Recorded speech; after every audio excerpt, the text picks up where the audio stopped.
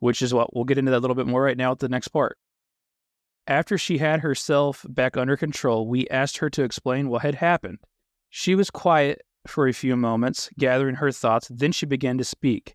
As we listened to her story, my body temperature seemed to gradually drop, and I felt chills take over me.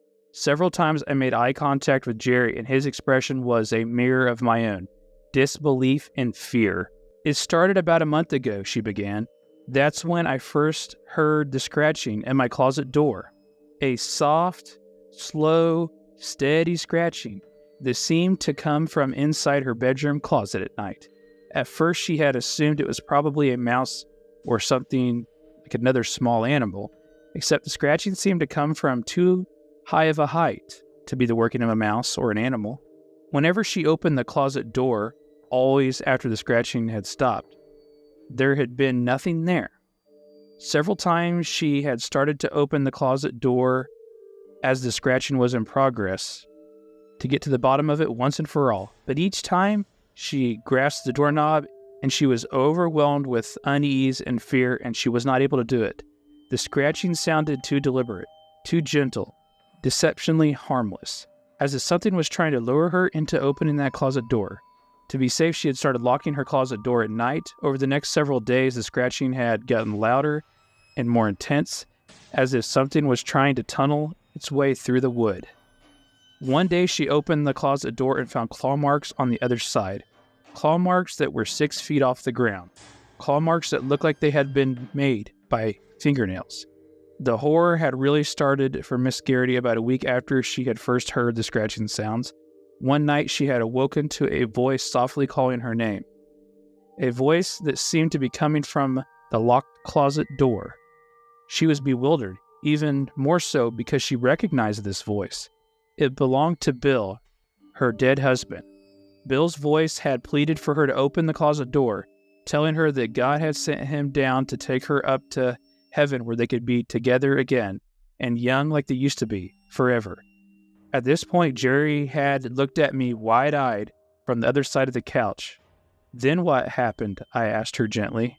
I thought I was dreaming, Miss Garrity said. I thought it had been a dream. Poor Bill had been gone for 3 years, and since I was having a dream, I didn't see a harm in doing what he was asking me to do. I got out of bed and went to the closet. I reached for the lock, but then I stopped. Something didn't seem right. It was Bill's voice, and it seemed perfectly normal, but somehow it was wrong too. The way he was talking, it wasn't like how Bill used to talk. It was like a stranger was using Bill's voice, trying to trick me into opening the closet door. That doesn't make much sense, does it? Actually, nothing she was telling us made sense, but we just asked her to continue telling her story. Bill or whoever or whatever was using his voice had continued to beg her to unlock the closet door. When she had refused to unlock the closet door, the voice had changed, becoming harsh and angry. It was very angry and demanding that she open the door. When she had still refused, it began to shout at her, using profanity and making obscene threats, things Bill would never do, things Bill would have never said when he was alive. Before beginning to pound violently on the door, the voice had begun to change, no longer sounding like her late husband's. It became deeper and distorted until it didn't sound human at all. In terror, she had fled her room and spent the night on the couch downstairs.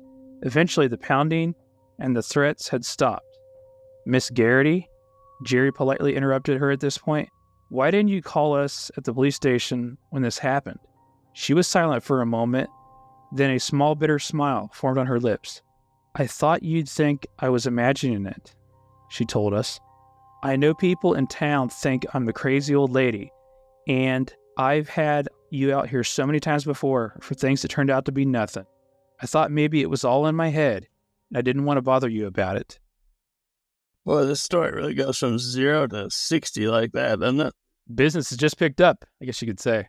So freaky. She definitely thinks she is experiencing something completely crazy. Yeah, definitely. So we get a little bit more information about this closet now, right? Like, talked about how the closet doors were boarded up. So now we know that it all began in her bedroom closet door where she started hearing scratching sounds. Yeah, And that's really like crazy. gentle though, right? Like not like violently scratching, just like almost like you're just trying to get somebody's attention. Yeah, that's what it seems like. Almost like, just a light scratching to attract someone through the door. Progressively did get a little bit more, like she said, it was almost like they were trying to tunnel through the door at one Yeah, point. she opened the door and actually saw the claw marks. They were like 6 feet off the ground, Yeah, that's crazy. which is pretty tall for a person, even though. But nevertheless, that rules out an animal. Yeah, definitely. And it just seems so creepy. And then the voice, though, that's when the creep factor really cranks up. Before that, though, before we get into that, though, several times she went up to the door and she was going to open it while that scratching was happening. Would you be able to do that? Like, eventually, right, you'd be like, I'm sick of this shit. I got to open this door. Yeah, it's one of those things that, like, there are times where it happens to almost everyone where you're just like, if I turn around right now, there's going to be someone behind me, right? That kind of feeling. Yeah, And I so get you that decide, feeling, yeah. and so you decide not to turn around sometimes, just because it's like I can't do it. I can't turn around and see this thing behind me, or it's like, yeah, the corner of your eye, you see something that might be there, and so you don't look at it directly because you don't want it to know that you're looking at it. Yeah, I get that. I think that's the feeling that she got when she's going up to this door. It's like everything seems like you need to confront it, but at the same time, it's like, do you really want to open that door? Do you really want to look in the corner of your eye? Do you really want to turn around? Those are things that a lot of people deal with a lot of times, and you never know what it is. She's really trying to ignore it, it seems Yeah. like. Like, if I ignore it, maybe it'll go away, right? Yeah, or maybe it's just like in your head, it's not really there. So then you talked about it, the voices. She started hearing voices. Her husband's voice asking her to come to the closet door to open it. Basically, like, we'll go to heaven together and be together forever. But the way he was speaking, it may have sounded like her husband as far as like the voice itself, but the way it was actually talking, he wasn't phrasing or saying things like her husband would, her late dead husband. Right. Yeah. And that actually makes a lot of sense because if you know someone, they have a specific way of talking that goes beyond their voice pattern and everything. But Yeah. you know the cadence in which they talk. So it makes sense that things would seem right at first, but then it's just like, well, they would have a little bit more of a pause there or something like that. She's ignoring it. This thing's getting pissed off about it. It gets to the point where its voice no longer sounds like Bill's, her dead husband's. The way I read it when I was reading it, I was thinking like demonic sounding. Yeah, definitely seems like it.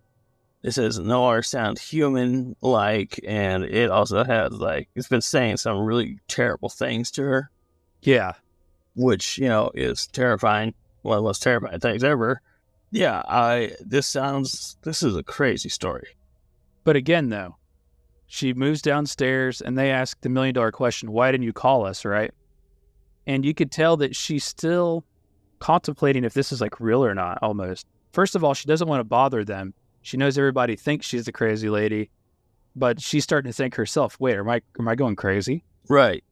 And that's kind of like why she maybe didn't open the door, because it's like, is she going to have to admit that she's crazy when she opens that door? There's nothing there, or is it there is something there, and you definitely don't want to open that door? Him and his fellow officer definitely think she's completely lost her mind at this point, though. Definitely, yeah. But they're being very courteous about it. They're very, very professional. They're trying to, still settle her down and get to the bottom of what led up to when she finally did call. She seems just relieved that they're there, you know? Yeah. And you can imagine that, anyone wants to see someone after a while. So, yeah, it makes sense that she would be very relieved regardless if anything was happening. But the fact that something might be happening, you definitely want to see someone else. Yeah, for sure.